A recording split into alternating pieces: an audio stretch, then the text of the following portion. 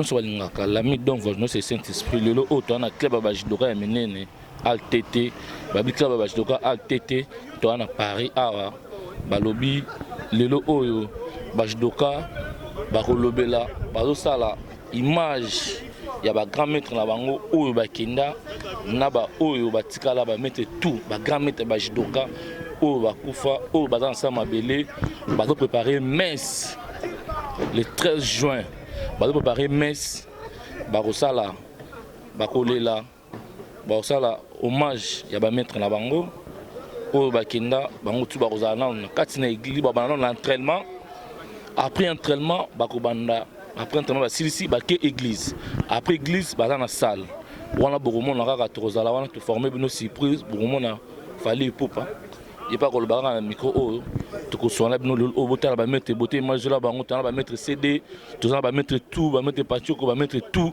balobi lelo oyo tokozwa mettre CD. Bonjour maître CD. Bonjour père Ndeni kala trop. Boni nzoto maître. Ah nzoto malamu ndeko.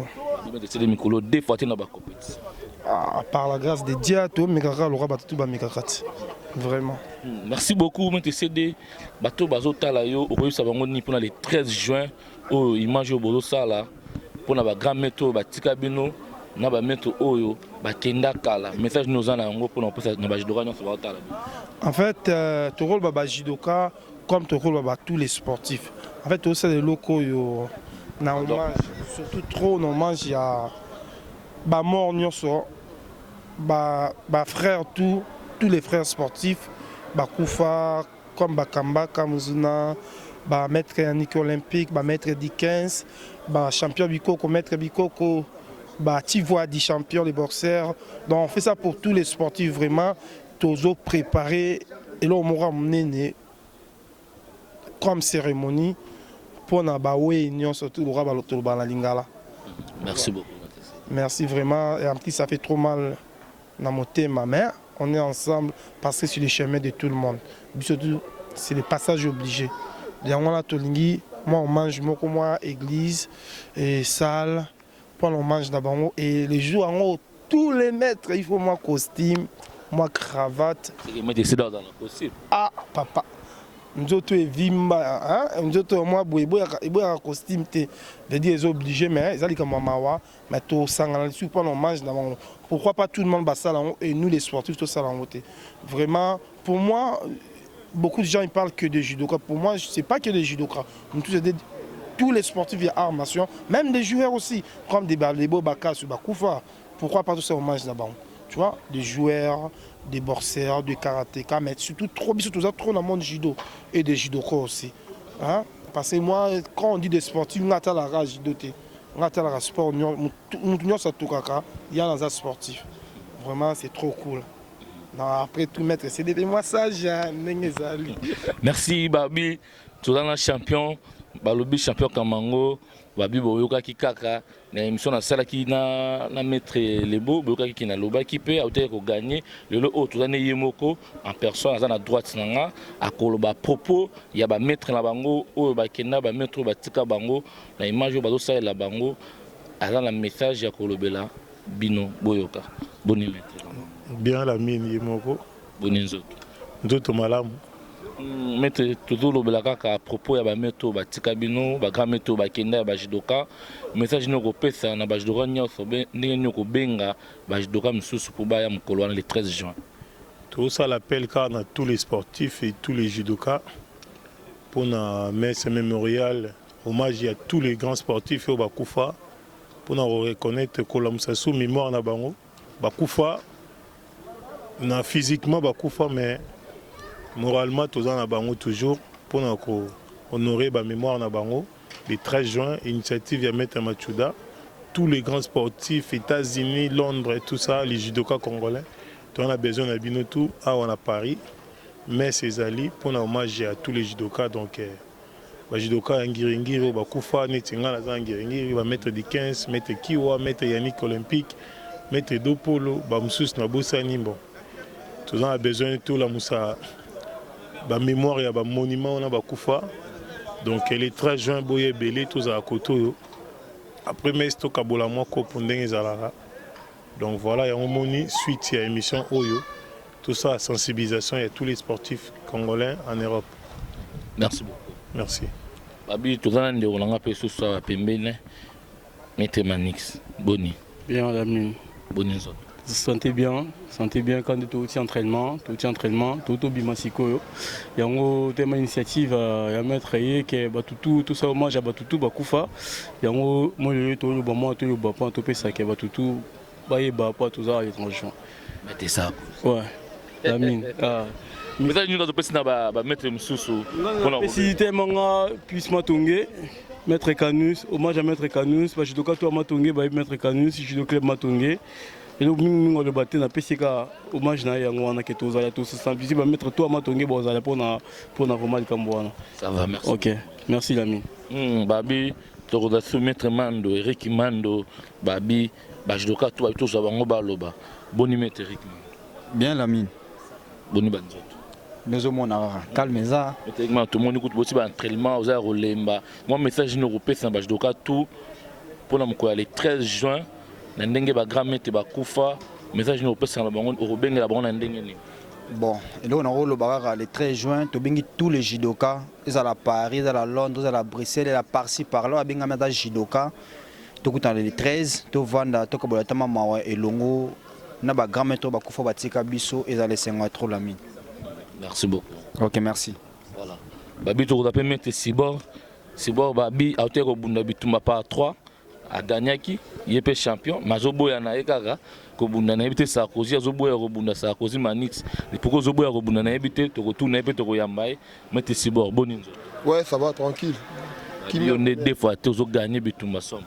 Et tout ça va empreinte partout là c'est tu tira le colo tu na tout tika va empreinte après tout là ndamsusu quoi mais ils a arna biso voilà quoi. Voilà. Mettre Sibor le oyo toujours préparé ba ekaniseli ya ba metro yo o ba tikabino ba grand maître ba judo ba tikabino o ba kufina poto ba kufina gishasa message nini o européen ça na ba judoka msusu pona ko benga bango pona le 13 juin message nini européen ça na ba.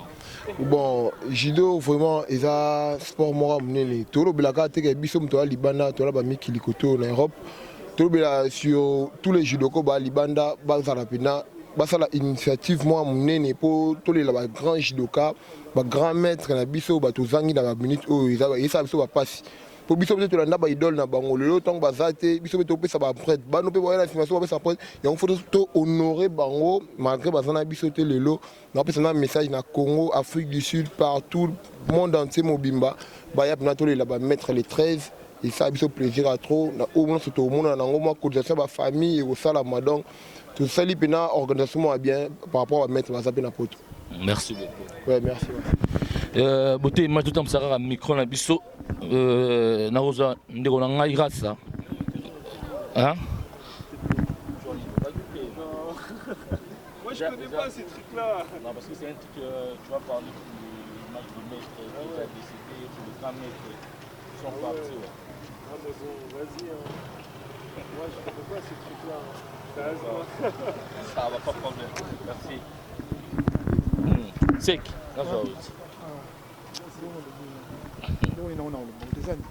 Les années, l'image à mettre. On a Robenga, Bangoka, moi image.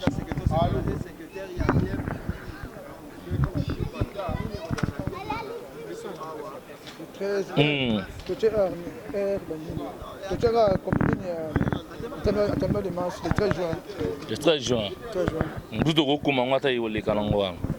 Voilà le oyo. ADT. Voilà. Toi toujours na secrétaire du club judo ATT, babi au secrétaire, yemo kazana pour nous reformer bino bien. À reformer yemo secrétaire pour c'est micro à l'obela. Boni secrétaire. Malamu bon, ngai maître Nono Djidjumo, ngam naza secrétaire ya judo club ATT. Ndenge to sala ka toza encadrer ba jeune na biso bazaro wuta mboka bazaro ya pona judo et continuer en France na ba compétition na mambonyos. Message ezali kaka tozo sala eloko moko ya munene entraînement de masse ya mémoire ya ba grand maître no so batika biso quel que soit na monde entier quoi. To sala entraînement moko le 13 juin awa na judo club ATT na rue Pajol, numéro 22, Terre Bis, à Paris, 18e. Donc, on a un grand maître, on a un maître, surtout, un vétéran, un tika judo, mais le 13 juin, base à la Awa, na judo club AITT pour l'entraînement de masse. Il y a mémoire, il y a un grand maître, sur la tika biso, judokan sur la tika biso. Merci. Merci beaucoup. Bossa Dojo Pajol, ils ont pour un événement, ils ont organisé le 13 juin, ils ont pour un hommage à Judoka tout Bakoufa. En fait, hommage à ils ont pour quand ça va grand maître tout, ba master tout, ba piscine tout, ba d'ailleurs, ba ça judo. Moi, reconnaissance, mon robot, il est tout bon, ça là quoi. Donc photo ça venir en tenue en costume quoi. Donc pour moi fierté mon robot pour na bango quoi. Donc tout ça biso ça ba grand maître télémia wa. Tu vas mettre CD, tu vas mettre Machuda international. Ah, bien abisso bon yebika système. Tu as dadi producteur, na massa na suka baninde za la radio. Biso tout ça na va mettre muso ba mpanzi. Les Arabes le 13. Donc batu nyonso aux en Belgique, aux en Londres, aux en Allemagne, Suisse, Europe Mobimba. Au moins, on a la possibilité le 13, tout ça entraînement de masse. Tout ça entraînement mobilisation on a la salle. Ils ont dit tout ça à la Katia. Donc, je vais amener plus de 100 personnes au cas. Il y a la possibilité, il y a Mamaliwa, il y a le minimum pour vendredi saint, voilà. Donc, il y a des choses que vous avez le 13 juin. Donc, il y a Koki, il y a tout ça pour tout entraînement. Les entraînements, il y a souple quoi, entraînement jusqu'à pour l'événement. Programme, tout un entraînement na Pajol awa. Après entraînement, ouais, à 15h, après entraînement, tout ça dans l'église, tout rendre hommage na Bandeko Batika Biso. Après, tout ça la journée, le même jour, et la journée culturelle, comédie musicale, comédie tout Europe. Oyo tozala na bango o bayebi ba mettre tout ba soutenir ba mettre na ba o toza lelo na ba o batika biso tozala ba comédien tout na 8 Henri Barbis na Bobini 93 000 Henri Barbis Bobini les à côté ça lango za pembe na libulu manzengel après na donc tozala na comédie après comédie tozala na musique ezali bande kona biso o ba soutenir biso depuis longtemps o pe to soutenaka. Il y a des anciens quartier latin, académia, et puis des musiciens en Europe, où ils sont libres pour rendre hommage à la journée. Donc, tous allés tout partager malheur ensemble. Et puis voilà, programme Yangwana, tous les judokas, tous les musiciens, tous les comédiens, tout master tout, au soutenir les judokas, pour assister sur le 13 juin. Tu vas dans l'entraînement à Henri Pajol, après tu continues église et puis soirée. Tu lis son heure, il y a Jidoka. Vraiment, soirée, on est à la tenue correcte. Église, est à la respecter en costume, cravate ou nez, na tapis, kimono, est à la sika. Pour de toutes les façons, tu as un poto, tu as la kimono azate. Donc, Jidoka, tout, Zobenga, il y a Belgique, champion Mafuta, maître Chibasu, maître Goliath, maître Kaza. Maître Rai, grand maître Nyonso na Bosena Bakombo, maître Solo, tous en a besoin d'abino le 13 juin, Gino, Chibasu, Chitea, Jidoka tout, Claude Pires, na mie master tout ya mie Guilel Oboko, Zamba, Fabien Lendo, Daguerre Moulenda, Jagger Moulenda, Daguerre Bikumu. Master tu as province, Bido Samba, Igo Kwele, tous en a besoin d'abino, maître Raf Botela, tu as vu qu'il y a des jours au Kangaba, tout à Suisse Boroya, tous en a besoin, il y a maître Fabien Samouzuna à Londres, maître Tino, maître Gabi Tonga, grand maître Dissasi Chora. Vraiment ça hommage jusqu'au bas de la génération d'abino, na Lyon maître Jika, Sek Break, maître Vandam, maître Leko, tous en a besoin. Vraiment les 13 et ali journée moko mémorable. Et vous allez bien tout le monde et tout partager malheur on a ensemble quoi. Pour va souvenir les ébélés et puis discours et Gozala, grand maître européen ça moi lecture moi discours à Jido et puis moi entraînement kate Gozala moi randori pour na plaisir pour au bakufa na balari plus guerrier. Donc merci au Landa Biso vraiment tous en a besoin na bino quoi. Après on a tous en la soirée dansante na 8 Henri Barbis na Bobini. Merci.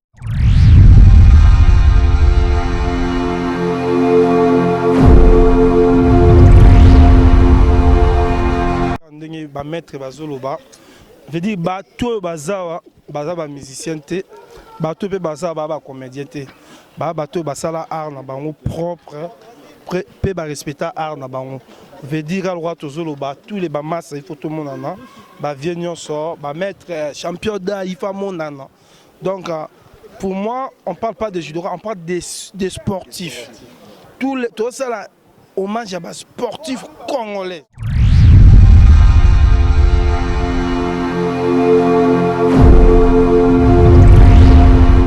Oignon surtout à Koufa, Borser, Nani. Après, tout ça dans l'entraînement judo, parce que nous on est trop judo, tout ça l'entraînement judo n'a pas jol, après l'entraînement judo, tout qui église. Tout ça la messe pour là-bas, après messe, tout qui salle. Et tout le monde vraiment, il faut tenir mon chic, tout ça la tenir mon sensité. Mais ouais, maître chic na Centrakine, maître OK. Maître chic Norris, maître chic Peme ya master ouais hangai. Ya voix munene dans master il faut ça là. Veut dire tous les judokas il faut ça là, maître Rai, maître Junior mukuna kozanga te master. MP idari pe. Yo pe il faut ça là maître. Veut dire bois maître judo. Biso tu faut ça là. Ndeka ezalara vraiment champion kiffe les alapé. Merci. Pour nous clôturer, en fait, les sportifs ne sont pas de voyous, en fait. C'est un truc, en fait. Quand on fait ça avec les grands maîtres, en fait, c'est un truc d'ensemble.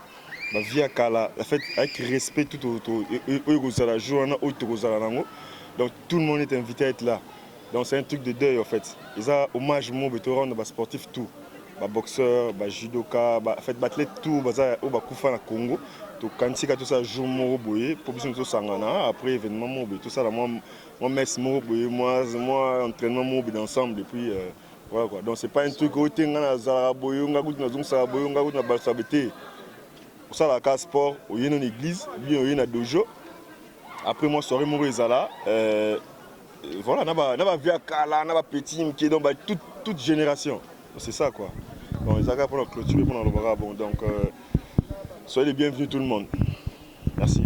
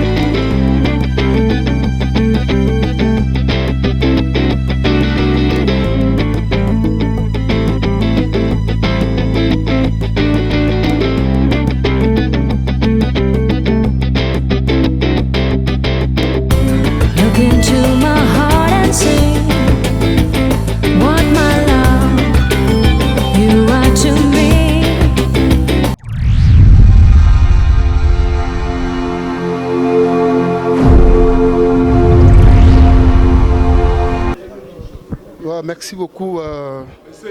Là, Nazal Bosso, il y a un micro pour nous ces informations. Il y a soirée et organisation Rizali le 13 juin pour nous mettre Nyos, donc sportif Nyos et judo. Il y a le monde entier qui est attend mi judoka monde entier. Hommage Rizali le 13 juin. Samedi le 13 comment on peut dire? Samedi le 13 juin, tout le entraînement d'ensemble a été donc Tosengi naba judoka nyonso au bazali de gauche à droite au bazali plus en France. Donc samedi to kuta na pona hommage ya bande konabisoni surtout au bakufa to les la bango la na système de jeunes abisso zali judo na sport au zali passion abisso na ATT. Donc minga lo beate c'est maître Bijou Nzambe. On a passé nos CD d'or. Truc de ouf, truc de ouf, truc de ouf. Bakal Roy, ça sera vraiment maître Langa, grand maître Langa, maître Pachito et maître Ogi Boyaka DT 001. Papa. Bon, grand message, c'est ça. Grand message, c'est pas la fête. Grand message, c'est hommage à tous les sportifs congolais. Quand on dit tous les sportifs congolais, c'est pas que le judoka. C'est les judokas, bisoba judoka n'est aux boule. Mais tous les sportifs congolais, tu es invité, boxeurs, joueurs, joueurs na biso akufa na balle na comme na bosani kombo na akufa na terrain boye, joueurs na biso roi balebo, tous les joueurs au kala jouer à football, boxeurs nyonso roi bati voix dina boxeurs sou na éviter, karatéka nyonso, judoka ku na éviter presque tout bakufa vraiment. Tout c'est là bango messe. Tu vas dans l'entraînement, après messe, après tu es dans la salle, tu écoutes pour l'hommage, tu vois, il y a séparation là-bas. Tu vois, des fois, tout le monde a même une église catholique, ça a une journée de saint. D'abord, quand ça va être Koufa. Puis surtout, ça a une journée à bateau, tu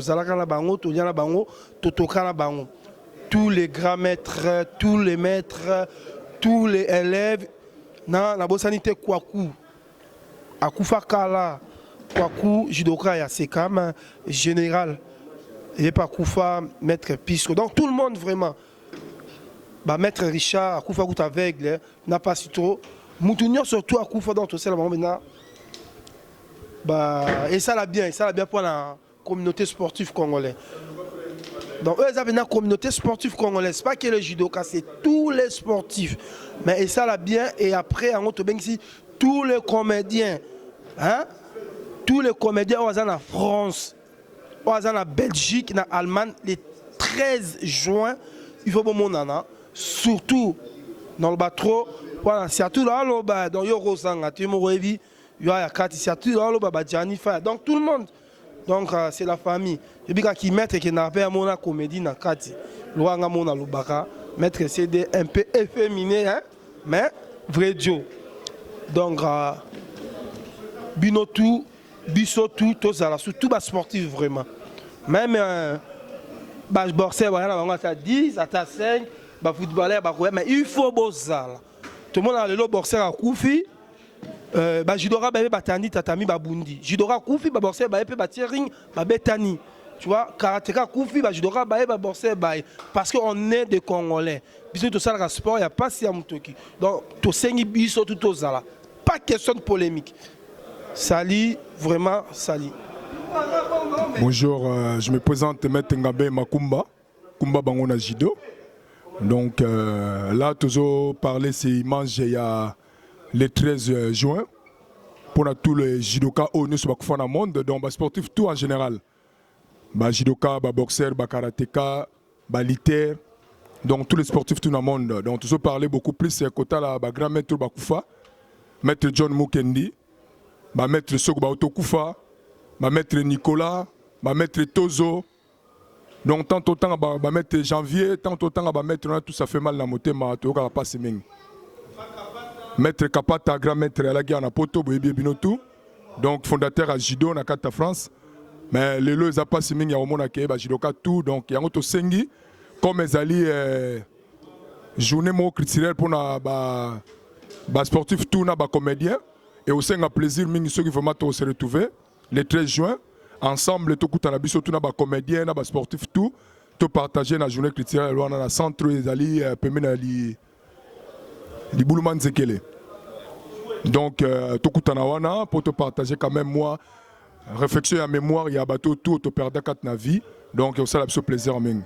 Donc n'a souhaité vraiment plaisir à trop donc surtout kutana surtout ensemble donc tant que mettre makumba n'a passé par maître Richard Nyangwile de l'IKJ à Congo yani na batnyoso to passer kaka pona koyebisa batu pona hommage ya ba sportif nyonso tout o bakufat ko banana judo ko kende ba discipline nyonso tout. Donc photo pesa bango moi Valère hommage na bango ko le 13 juin na Bobini.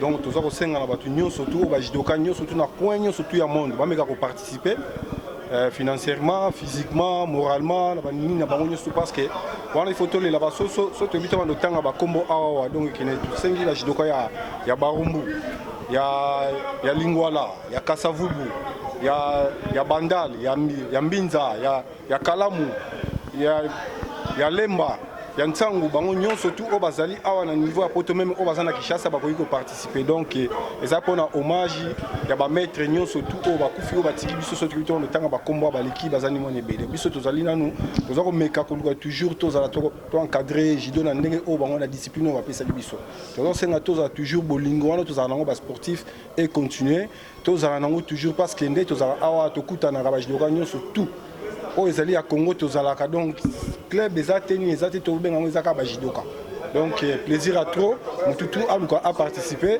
na hommage wana en tout cas oya ko ba mingi ezali na TV en tout cas merci à trop pour malamu.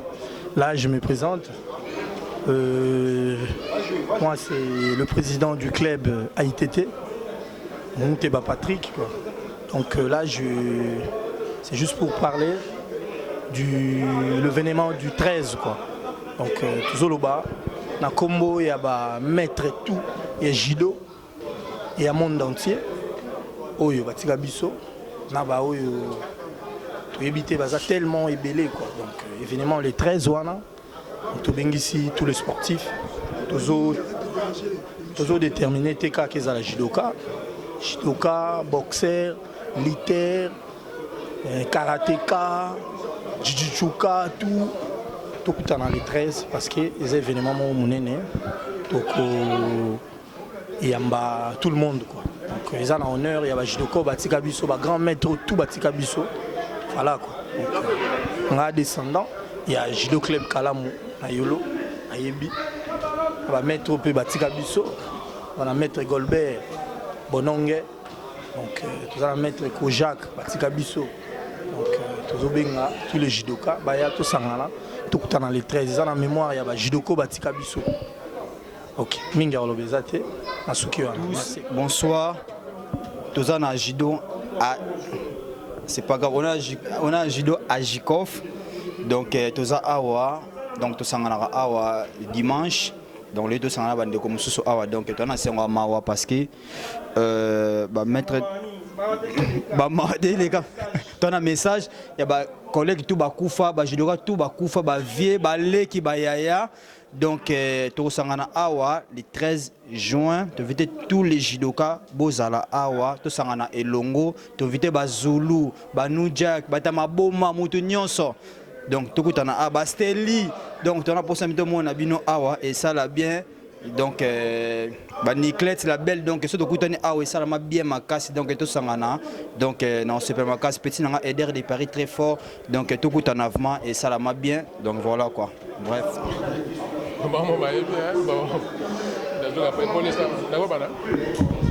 bon je me présente je m'appelle maître Bijoubli bon la qui là judo club Gueda tu es migré depuis 87 ans. Bon, si le dozo continue judo, je suis maintenant ceinture noire troisième dan. Bon, ma collègue est belé, batika biso, kubanda la banane, bon, liste est moulaï, bani le président kiwa, batua belé, liste est belé. Mon ipona bato on est bakufaki, ba collègue na biso judo bakufaki. Les 13 to ça mo lo mo pona bango, tout le monde au coûte na to sangana pour nos kanisa mémoire la bango penza. To bosana bango te ma liste za moulaye na bakufa na poto, na bakufa na kini, na ba dirigeant, na ba cadre donc tellement moi to tanga pena comme ni no moulaye te moulaye. mémoire la bango, to commémorango le 13 juin à Paris, tout le monde a invité à ya quoi. Il y a un ami qui a été pénal solo. Merci Gabino. Boyande belé belé le 13 quoi. Merci. OK, bon.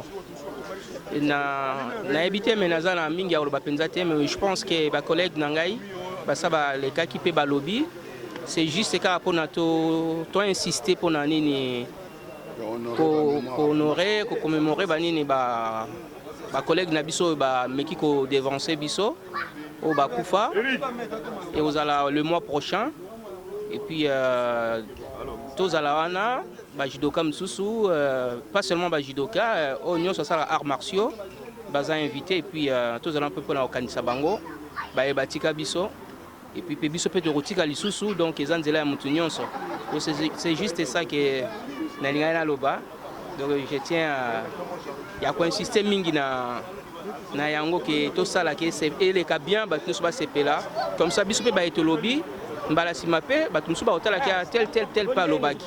Donc c'était juste ça. Judoka ya Jikof bon ngana lobaki le 13 juin tuza mesi ya ba judoka na biso nyonso to ba kufa ba kambaka muzuna maître Tozo Barthélemy et puis Yannick Olympique biso surtout tozana mesi pour na mémoire na bango.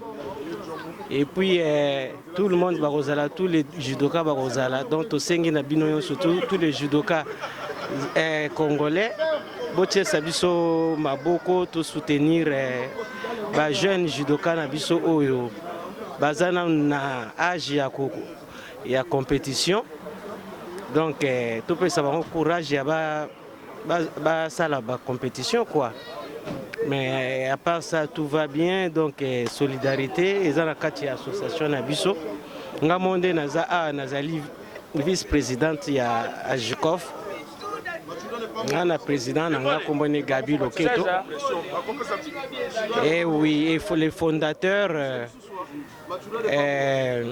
Maître Jupiter et Moutapé Sarabiso entraînement professeur Nabiso tout le monde voyait billet donc maître anglais bon na osenga kaka to za boyoka ni makasi quoi na bondeko ba clan eza bien te to za na bondeko to lingana quoi et là na supporta na sepelaka na ba judoka donc bazaneti ba musulman donc batika ebembe na bango te mutu na bango so akufi to betaka mutu il faut to kundaye voilà déjà c'est une bonne chose donc elo na sepelaka nango donc nde tozana merci mingi na pesi bino surtout merci na bango ya kin bisou ouais avec tout le respect na ba maître oyo surtout ya ba judoka badaya soki nazoloba parce que ngamo nazana no gaulois élève ya maître Bikoko donc à qui je rends vraiment hommage. Maître Mifune, maître Belé, donc Tika Bisso, dans la zone de temps que judoka, ceinture bleue, à Jikov, à Paris. Donc, ils ont le 13 juin. Tous les judokas du monde entier vont célébrer la journée le 13 juin. Oyo, Bisso, à Jikov, à Paris, tout le monde déjà célébrer déjà quoi. On a lancé appel à les judokas, nous surtout. Ouais, pour la masse na biso, Bandolman, Nengezala Kaka, ils ont rendez-vous, comédie musicale quoi. Biso to beta, et puis comédien Lissusu, Baozala, au Sexabiso, Neba Messana au Sexabiso. Donc rendez-vous Zara le 13 juin. Merci. Ouais, bonjour tout le monde. Je le présente, comme on a Maître Guy. Bon, tout ça là que non pour nous na peuple judoka ou tout ça là judo même ba o ba ali awa même ba o baza na mboka na biso Congo bon tout ça na hommage ya ba judoka ni surtout ba o batika biso bazong sa molimo pas Kolonzambe donc hommage ça samedi ça le 13 juin. Tout banana tongo, tout ça la cérémonie d'entraînement, tout ça la cérémonie d'entraînement na Marcadé na ATT. Après ça c'est là tout l'église. après église to na salle na libulu manzengele eza toujours ça la pona ba hommage à ba judoka na biso nyoso bakufa donc voilà donc c'est pour cela qu'on a passé message pour na tout au ba éviter na ba o baza déjà au courant na invitation so ba monane aux ala bien bon moi je suis maître Guy si judoka ya judoka ya Geda bon voilà. Merci. Bolobaka ke basala kate ba congolais mais bota la pensée oyo esalemi na kata Paris awa ba maître nyonso basangani c'est-à-dire likanisi oyo e utina ba judoka ba o baza na siège na kata Paris bazali ko rendre hommage le 13 juin tokozala awa na Pantin place célébration ekozala na 15h mais c'est salemi. Après 15 heures, démonstration populaire, cérémonie de maître Nyonso. Donc on rendre hommage à maître Nyonso Bakufa. Oza Bakufa na kin, bazala Bakufa Bachuara, Bakufa maître Nyonso Bakufa na monde. Célébration kozala awa na Paris le 13 juin. Yango to ko lancer appel oyo. Oza na kati association. Yaka maître CD au côté na Makamongo. Oza na kati association nini. Oza sportif, oza musicien. Oza pasteur, oza politicien, et zali likamwa ba congolais basangani le 13 juin et kozala awa célébration ya munene. Donc on lance appel oyo pour être ba congolais nyonso et zali retrouvailles. Batu bakufaka to tourner page. Siko lelo soki mutu akufi to ko tourner sur page te. Congolais a telemi pour na libera.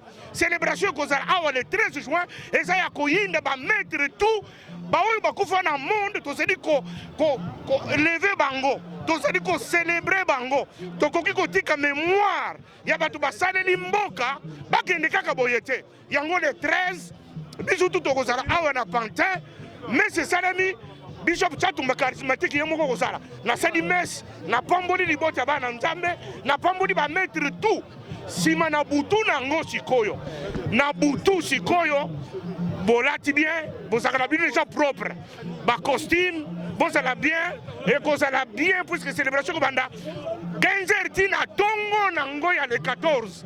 Alors il y a un autre seigneur congolais, pour répondre massivement, n'a pas voulu mettre nyonso, mettre machura, basade, tous les maîtres bakosala au rendez-vous.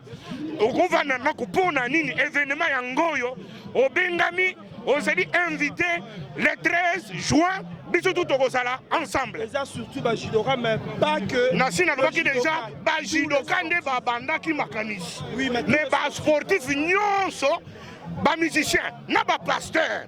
Bangu ba bengami événement wana. Boko ki kozanga te le 13 juin eza ya koinda. Jidoka oye oza ordonné. Soki kaka mobulu awa simana ngai tala. Armée aux célestes aliawa et kozala dangereux pour mukolo wana mais nzambe apambola Congo nzambe apambola maître nyonso nzambe apambola judoka congolais ba nyonso bazwi dikaniso yo pona ko célébrer pona ko élever mémoire ya ba maître ba kufa nyonso au travers le monde nzambe apambola Congo. Bon, dans le monde entier, donc il te bénit ici tous les maîtres, les 13 juin, et ça hommage à tous les judokas au Bakoufa, tu vas honorer Bango les 13 juin, ils allaient à donc tu as la soirée VIP, tu as Salimès, puis tu as combat, puis tu as la fête, il y a soirée VIP pour honorer tous les maîtres. Donc on a tous les judokas au Bakoufa, dans les 13 juin, pour il y a tous les judokas Koto. Les bien si nous sommes boya, pour ça bien, pour honorer les maîtres dans biso. Au Bakoufa le 13 juin, on a la honneur, il y a vérité à Jido. Nous avons bien que ça va dans Paris, dans Afrique, donc partout, Hollande, Allemagne, Belgique. Donc il y a bon honneur. Il y a tous les Jidokas qui vont mettre Nyonso, honorer le 13 juin. Donc moi, je vais tout, au hasard d'entendre, le 13 juin, bon honneur, il y a Jido. Dans le 13 juin, dans mon toutou, na Jidoki nae, pour entraînement ezali, toke na nous messe, après messe, toke entraînement, après entraînement, donc ne pas dans ça la honneur, il y a moi soirée mouké. Donc soirée zali, nous les zali, donc à plus, pour bosser la Jidoki, tu as tous les Jidokas. Donc Jidoki c'est vraiment très important, il faut aller nango, pour kandore kozala bagarre kozala. Ok, bana mon antenne, nous avons un abisso, mettre sigua au cholo belango. Donc, tout ça pendant na o ça pendant toza commémorer ba mémoire ya ba maître ba judoka tout ya monde entier au boyebi ke basi ya kotika biso na kati ya monde oyo donc ezala na Afrique ezala na Europe ezala na Asie ezala partout bien boyebi donc mingi olobeya te donc toza le 13 juin na messe après messe toza na entraînement na cadre de cas ya makambo ezali après na suka to clôturer a na libuluma nzengele ndenge place tokosuksi ya makambo ndenge ezala en tout cas napesi merci na nyonso balandinga na ntango merci beaucoup. Bon, on appelle ça tout le monde, bonjour, bonsoir. C'est notre parce que le 13 juin, tous les Giloko Batika Biso, tous les Moko, à Paris. Nous, on va couper la Kin, nous, on va couper la Kinshasa. Tous les gens hommage na bango.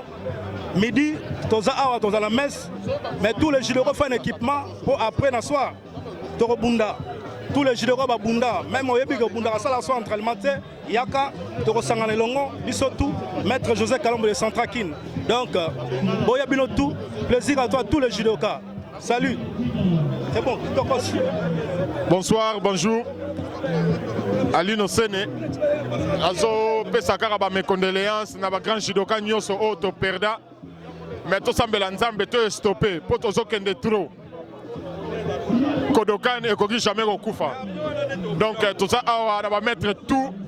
En tout cas, Tokoufé Litro, Bakamuzuna, Tokoufé Liba Cititin, Tokoufé Liba Maître Massiste. En tout cas, tout s'arrêter dans le Lokowana. Donc le Sambo, tout ticate. Donc tout s'arrêter pendant. Donc mobilisation, et ça, on a poto. Là bas club tout. Si on dit judo, c'est du Japon. Un bon japonais, il faut avoir Doboki. Donc, Zawana, en tout cas, vraiment, Bolingana. Tout ça, la concurrence royale, la Kodokan. Et ça, la pendacte que oh, conflit interne. Donc, Zawana, judo, c'est judo. On se comprend. Japon et Koko Koufate. En tout cas, vraiment, étant que descendant à zone Akin, à Centrakin, Keda, Club Ebime Belé. En tout cas, na respect na ngai, na pesibino en tout cas, to sambela, to arrêter ba mort wana. On est encore jeune. To kufata na ba 100 ans. Merci beaucoup.